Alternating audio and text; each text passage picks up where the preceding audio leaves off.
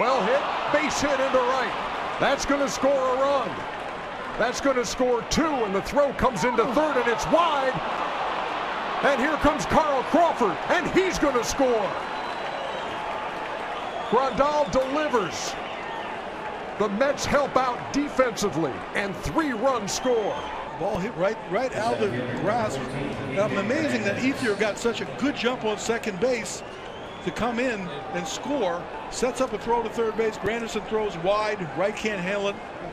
And another run scores.